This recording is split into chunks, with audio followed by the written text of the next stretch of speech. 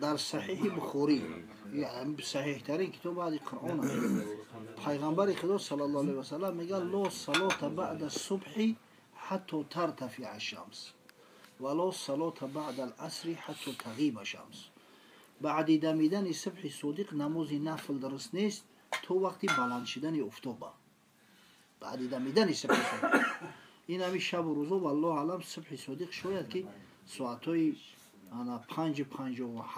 5:58 بدم تو همون چه نخونده میشوه همی ساعت همی دمیدن صبح اوسو دیگه یکون نماز نفل درست نیست تو زمانی که افتاب قد ده نیزه در اسمان بلند نشوه و همچنین بعد عصر تو وقتی غروبی افتاب تو وقتی شما نماز نفل درست نیست اون نماز میخونه که بجای ثواب بگیری یا برای گناهکار میشه. پیغمبر معن کدگی تو همین کار انجام میدی. اینا نه نماز شکری وضو نه نماز تحیه مسجد نه نماز مثلا اینا مثلا چی بگم که اینا اولی بعضی نمازها هست توفی رسول هر چیزی بوشوخی تخفیف میت همین چیزو حول گور همین یگان نماز نفل درست نیست. یعنی چیزی که میخونی تو هم دمیدن صبح بخون. از پیغمبر همین فقط در رکعت سنتی بونداد ثابته غیر در رکعت سنتی بونداد یا اون نمازو یگانش درست نیست. از جمله تحیه مسجد هم اینا اومدی مسجد حتی سنت هم نخونده یا خیلی آدم هست که سنت هم نمیخونه اول بروا میروه در مسجد میخونه هم میروان بعد در مسجد تحیه میخونه. تحیه هم نمازی مقصد نمازی فرضی نیست این نمازی همون نفلی است. تحیه هم درست نیست پیغمبر نهی کرده. قضایش هم بعد نماز قضا درسته قضا نفل نمیشه قضا فرض است. بین عصر شام هم درسته بعد دمیدن صبح صادق هم درسته. فقط قضا اینم یک حالت ده ممکن است که افتاب قریبی بر اومدن ایکو کم کمک شعشعه نورش پیدا شد همون چنده یگون نماز درست نمیشه تو وقتی بلند شدن شد بعد هم وقتی قیام افتاب اینا ساعت 12 و وقتی غروبی افتاب قریبی ششتنی افتاب همین 3 ساعت پیغمبر کلی نماز آن کرده. عقبه ابن عامر جهانی روایت میکنه در جامع سنن ترمذی میگه 3 ساعات نهانا رسول الله صلی الله علیه و سلم ان نصلی فیهن و ان نقبر فیهن موتانا. در همین 3 ساعت پیغمبر ما را از خواندن نماز حتی از خواندن نماز جنازه منع میکرد. میگه انا وقتی طلوع افتاب قریب غروبی افتاب و وقتی قیام همین وقتو دا منع میکرد. همین نیست روزش بگیم که همین چند قدمو میکنه و حساب یک زوال این زوال وابسته به درازی و کوتاهی است. این همین شب و روزا شاید که 20 دقیقه برآمده. قیام افتاب شتن افتاب قیامش اکو 20 منوت برو قیامش بود حوزی برای که روزا کوتاه دیده انا با وقتی روزا دراز میشود که اون در تابستان ولاتوی میشود که همون قیام 40 دقیقه هم میره 40 دقیقه این وابسته به هم درازی و کوتاهی کم کم فرق میکنه. بله حضرت سنت در خونه بخونی بامداد مسجد میره ولی این وقت هست اما حالت در نفل اجازت نفل در بامداد سنت در خونه میگه بخونی میره مسجد سحر بامداد داخل میریم که مثال حالی وقت هست به وقتی فرضی اما بهتر داخل شدن این مسجد که نه حتی سنت نخونده باشیدم درست نیست.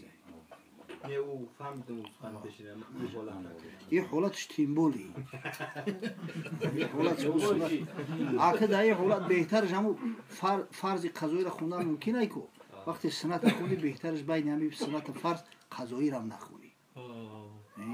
اگر مثال سنت نخونده باشی این مسجد رفتی تو میتونی قضایی بخونی. اگر چند قضایی در مسجد کلا مکروه است نماز قضا رو در مسجد مکروه خوندنش اینا مثال در خونه سنت نخونده میتونی که قضایی رو بخونی با سنت فرض بخونی نه اگر همین سنت خوندی بهترش که دیگه بین سنت فرض قضایی نخونی نه در خونه نه در مسجد نه در خونه های مسجد هم نخونی نه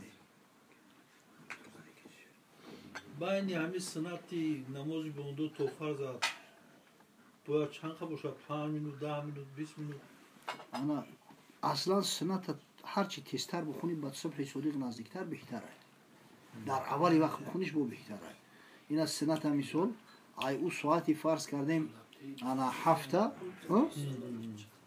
ай соати ина 10 такам 15 такам 7 дар масалан соати 6 бихунӣ беҳтар ай аввали давида биса бисоли худа лекин намози фарз дар мазҳаби мо таъхир қати хунда мешавад ҳадиси пайғамбар мега асфиру билфаҷр фаиннаҳу аъзаму лилаҷр намози бомдода рӯшан карда бихунед аҷр савоби бештар дорад донем бомдода дидай андакак рӯшантар мешавад ба мехунанд лекин санат ҳам аввали вақта хунданаш беафзал беҳтар чанди тезтараш кунам ка беҳтар вало ки баъде саната хунди гап кам мезанӣ корои ноҷо кам мекунӣ зикр мекунӣ қуръон мехунӣ лекин намесӯза як аз хати гап задам гуфта бум я саната айсар баъзиҳо иёда мекунанд ҳамин дуруст нест бале домло ё ки фарзи бомдод заптеса дайго кни хони хашакшон суната дайго накунӣ вали фарз ходан шарта ё ки не шарт фарз воҷиба меган ин шарт нест ая мисол ҳамин санати бомдод беҳад мартабаш баланд ай ёдту боша вақте ман дар бораи санати сафар мегуфтам гуфтам ки магар санати бомдод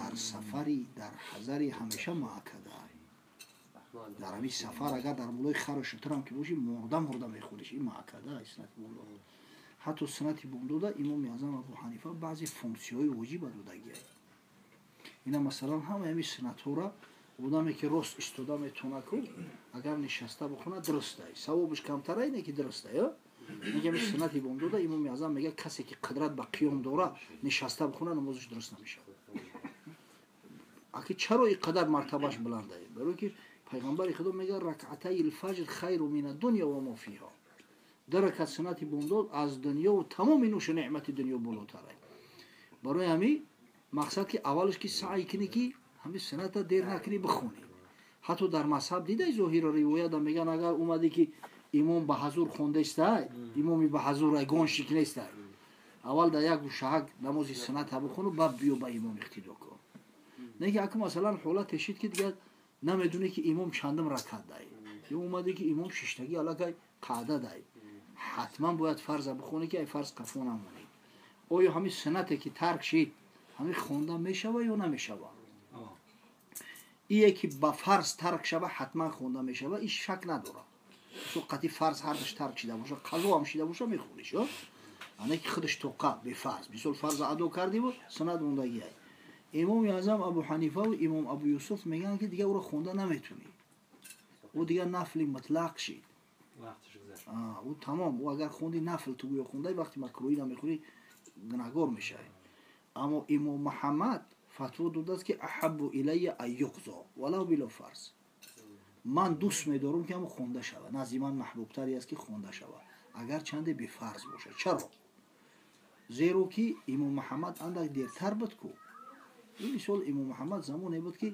бо илми ҳадис хеле ривоҷ ёфта буд замоне буд ки аллакай имом молик муваттаъша навишта буд худи имом муҳаммад ҳамин беҳтарин ривояти муваттаи молика имом муҳаммад ихад мукардагӣ ай бохабартар буда ҳамин ривоятҳо дар дасташ ғал кид ҳамин ривояти мақсад хонда шудани санати бомдод баъди фарз дар ҷомеъу сунани имом тирмизӣ ва дар китоби алмустадрак ало саҳиҳайни имом ҳоким ба шарти шайхайн боовардаасташ ҳоким мега ҳамин ривоят аст аз аллоҳу аълам аз қайс ибни фаҳд саҳобӣ мега ҳазрат намози фарзи бомдода хонд як каме зикр мекард гашт ки як кас намоз хондестай гуфт субҳоналлоҳ ин чӣ намозай баъди фарзи бомдод ин чӣ намозай мега ҳамун шахс гуфт ки ё расулаллоҳ ҳам ду ракат суната нахонда будам ҳамонро хондам мега фасаката валам яқул шайъо сукут кард чизе нагуфт ҳазрат вақте пайғамбар кореро бибина чизе нага манъ накуна ё суханеро бишнававу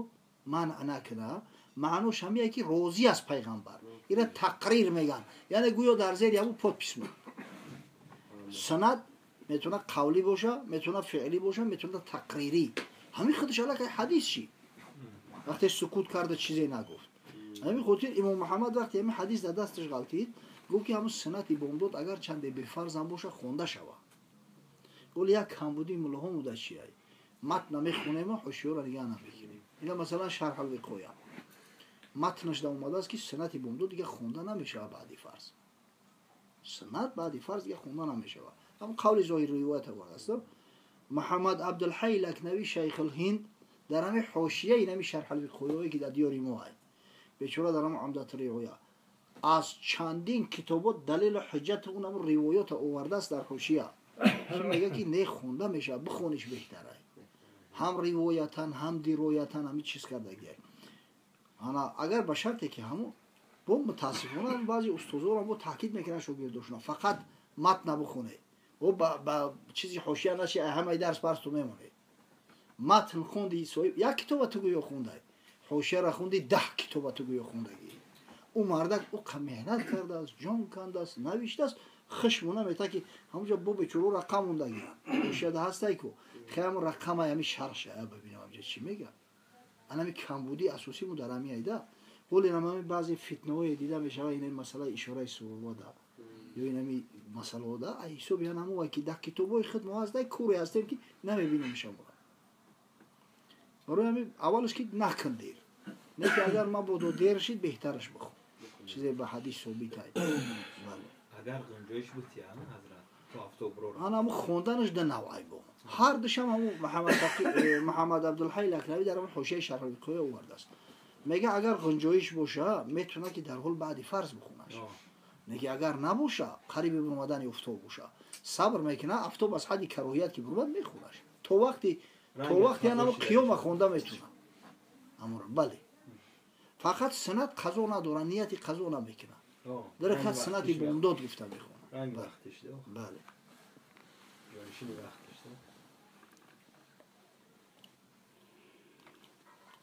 тақсир ҳамин масъалаи намози фарзат яъне ки дар мошин дар чиз сувора дар ин чиз хондан мумкина ё ки агар худут зарулиён бошӣ мошини худут боша нахаду мумкин нест ягон намоз. не яъне ки пассажир бисо агар пассажир бошӣ мешавад нахадурам мешавад пассажир. ана мисол агар ба шарте ки мошин дар ихтиёрот бошад не мумкин нест. ёру рафиқои хитан мисол бобои ҳоҷи қати фарзандчай бачаи хичай мумкин нест. барое ки метавона бигӯяд ки неҷаманг сарсари ра дунёро масҷид гирифтааст. лекин агар общественный транспорт бошад ихтиёри ӯ дар дасти ту нестай. диди ки намоз қазо шидестай агар чӣ шавад қазо мешавад. ҳамиҷа рухсат додагиай шариат ба имову ишора мехӯри шиштагӣ ҳар тарафе ки руд бошад тарафи қидратат кадом тарафе боша мехӯни. аммо агар хондиву ҳоли дар Москва бисёр мешавад дар транспорт бечора бачаам тари зиёд хондиву омадӣ ки ҳоли намоз қазо нашидай айсари нав мехӯриш. агар омадӣ ки аллакай гузаштааст вақташ ҳамон хондагӣ дуруст аст. дига такрорш не дига агар вақташ гузашта бошад дига такрорш намед. ҳазрат ками як пина ховд мебараку хайдам имом шафёри мо ҳамун чӣ миқдор боша ако мутаассифона хита дарк намекунӣ охи мебинӣ ки ҳам як ин ҳами таи шиштагӣ ҳози ку як пина як соат ҳам ки хӯра ҳичи букина. ира маҳкамш бале гоҳо яке ховд не агар ба шарте ки ҳами инайта ёнбош бошӣ ё ба пушт бошӣ ё ба шикам бошӣ ҳами як мили чӣ мешавад миллисекунд мешавад чӣ мешавад ҳами як миҷа задан агар ховд буд торат мешавад.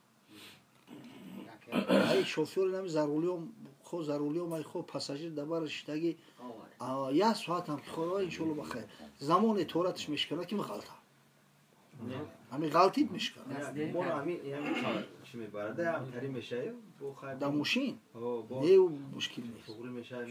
биғалти тақсир бедор шуда ҳолат ҳам мешкана ховд бара фақат мешкана не ҳами биғалти бедор баъди ғалтидан бедор шуд яъне ки ин мисол фарз кардем дар намоз ҳам ховд бурду ғалтиди бедор шуд зиминда ғалтиди ба бедор шуди торат мешкана не ки ҳами ховд бурд ҳами та вақти ҳами сар калапо рафтан да бедор шай ба биғалти намешкана.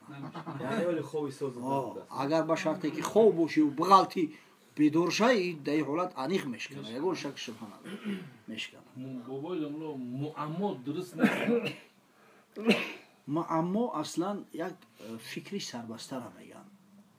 муаммо яъне ки ба хотири он ки به خاطر اون که اون طرف مقابل جواب گفتن در اشکال بکشه بعضی چیزها را با معما میگن.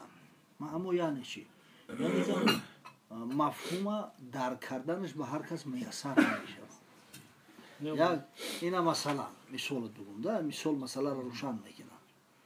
انا کی میگه که حافظ یا مفتی ابله داشته اینا معاصر شده میشید از دم تری همه عصر زمان بوده بعدم میشید از دم تری میگه مفتی شهر که مردم ملکش میخوانند قول ما نیست همین است که او آدم نیست. آدم نیست خره میگه در خزت کردش نمیشه ملک مردم ملکش میگن که ما میگه که آدم نیست ملک هم در اصل معنوش چیه؟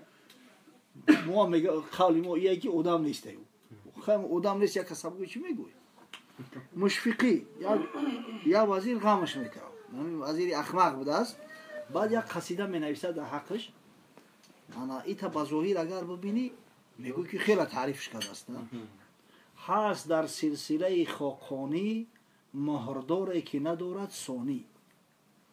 مهردار یعنی که پیچدار صاحب پیچد اما وزیره مهرداری که ثانی ندارد رنگی دیگه تری وزیر نیست. اگر کلمه مهردار حرف ثانیش بگیری مردار میشه. حرف ثانیش هی را گرفتی مردار میشه. اگر یا مرداری هست مقصد که تری مردار دیگه در دنیا نیست. چون کلامش به فصاحت آمیخت از دهانش گوهری به حد ریخت. وقتی با فصاحت در گپ زدن میدونه میگه ای دهانش گوهر میریزه. گوهر بگیم اینا بریلیانت به حد یعنی به نهایت زیاده. میگه کلمه گوهر اگر به حد بخونی یعنی حرف آخرش پرتوی گوه میشه ای دهانش گوه ریخت. اینا میره معما میگه همیستی یک سوال روی کردیم خیلی ما هم خیلی فکر کردیم هیچ نیفتیم بود چند کسو را پرسیدیم همین کم کم در همین چی طوری میگیره میگه که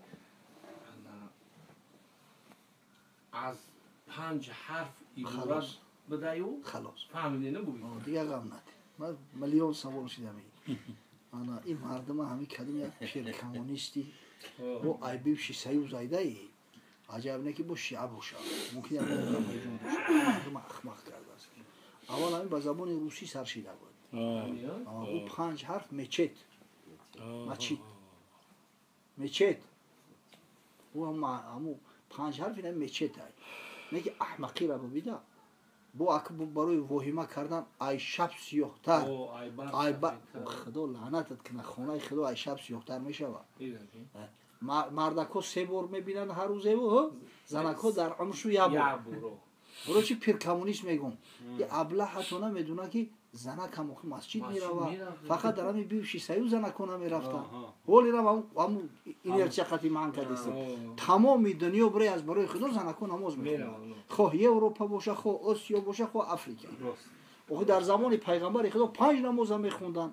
مسجد حرم بابو نیسا داره مسجد پیغمبر بابو نیسا داره دروازه زنکو این ابله حبیده اک مقصد منبرم مردش هم میدرونن یا برده حیات میره جنازش مقصد اخمقی را بیده. بعد 3 بار برای چی میگم شاید آذربایجان باشه شیعه چیا مردکو 3 بار میرون مردکو 5 بار نمیرون همون جوابی همون اون معمول نیست او یک همه گلوالون که ابلهونه همون با عقل خودش تغییر کرده این مردم فندی هم را خورده گشتن خشم وایرون کرده او یک کس می بیو کو شمسلو بیو جوشیدی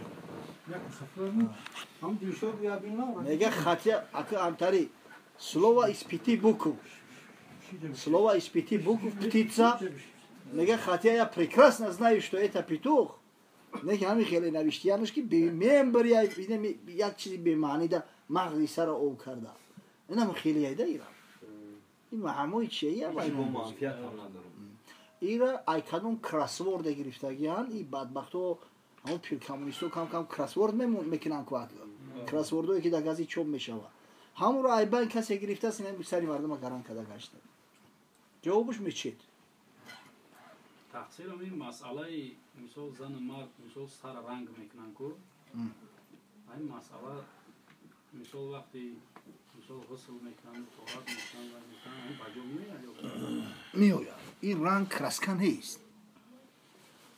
این رنگ حینه ای، رنگ ای. اینا مثلا اگر همین لک ننکو هم سرا هیچ وقت بجا نمیآید، حرام میمونن همون خیلی. طهارتشون هم درست نمیشه. این ناخون حتی زنی که ناخونش لک کردگه نه طهارتش درسته نه ای غسل جنابت پاک میشه. اما این رنگ ای. این رنگ در زمان پیغمبر خدا صلی الله علیه و سلم هم بود. حتی حضرت میگه که غیر الشیب بالخضاب خالف الیهود، موهای سفیدتون به رنگ مقصد عوض کنه، یهودی ها را خلاف کنه. همین در فتح مکه حضرت ابوبکر صدیق پدرش آورد، ابو قحافه را. ابو قحافه ولی مسلمان نشده است. بعد پیش حضرت آوردش گفت پدرم میگه که در پیش پیغمبر مسلمان میشم. و کلمه شهادت گفت مسلمان شد. گفت که سر ریش سفید یگون قیلی سیاه نداره. بعد گفت که بر او را مقصد رنگش که حینقتی بر رنگش که ابو قحافه را. ولی ایمیان همین چوریوری ما حضرت ابوبکر حضرت عمر سفید کردن و چی رنگ کردن، نه که عثمان و علی نکردن. مقصد در شریعت چی میگن این مسئله ده؟ زن ده یگان خیلی مانعه نیسته، سیاه میکنه، سرخ میکنه، زرد میکنه، فقط هم پاپوگای مپوگای اوتری رنگو نمیشود. نمیدستی؟ انا بروی شوهرش میکنه کوی در قصته. حتی اینا میزنه که سین سالش کلون ای. ما برای زنمون چی حضرت؟ عالی لازم میرسیم شما میرسیم. حتی اگر زن اینا میسال سینش کلون ای 50 بولو ای، برای هم شوهر خودش اگر رنگ سیاه رنگ کنه یا مشکل نیست. مستحب. برای مرد هر سین سالی دا باشه رنگای غیر سیاه درسته. هر سین سالی دا باشه این عامه. اینا مثلا همین رنگ حینه‌ای است کو کشتنوی روسوی اینا تری رنگو هست. همین رنگو فرق نداره. آدم مسافد هم اگر کنه رخصت ای. نه که انا رنگ سیاه همونجا پیغمبر خدا میگه غیر شیب بالخضاب و اشتنی با سواد. رنگی سفید میگه سیاه کنه و فقط ای چی رنگ کنه موتونه و نه که ای رنگ سیاه پرهیز کنه. یعنی اگر جوان باشه رخصت های، نه که آدمی که کلون های علاقه تای چیل دای او اگر به شرط سیاه کنه مکروه های. پیغمبر خدا نهی کرده است. یا حالت دیگه هست که هم برای مرد مکروه میشه هم برای زن. وقتی که رنگ سفید سیاه میکنن به خاطر فریب دادن یا آدم که بگیرم درستی خب مرد باشه خب زن اینا جور مردک زن گرفتنی های همون رنگ میکنه سفید سیاه میکنه برای او را درست نیست های. این علاقه غش حساب میکنه. یا زنک مثلا سرش سیاه میکنه که ببینن خشم کنن بگیرنم. همین حالتو ده اگر سین سرش کلون باشه درست نیست های. در دیگر حالتو برای زن همیشه موی سر درسته. برای مرد موی مقصد جوان باشه اگر سیاه کردن ممکنه، پیر باشه نه که دیگر رنگا رخصت های. اینا بابا مگر روز همین حینه قطیر ریش سرخ کنم یکم مشکل نداره. نه که اگر سیاهش کنم مکروه های. همین رنگای حاضره یعنی که با اون حساب حینه میروند. بله یو رنگن یو کراسکن نیستن. این چیزی نیست که مقصد که اوبا معنی کنه. این رخصت های. او همین لگ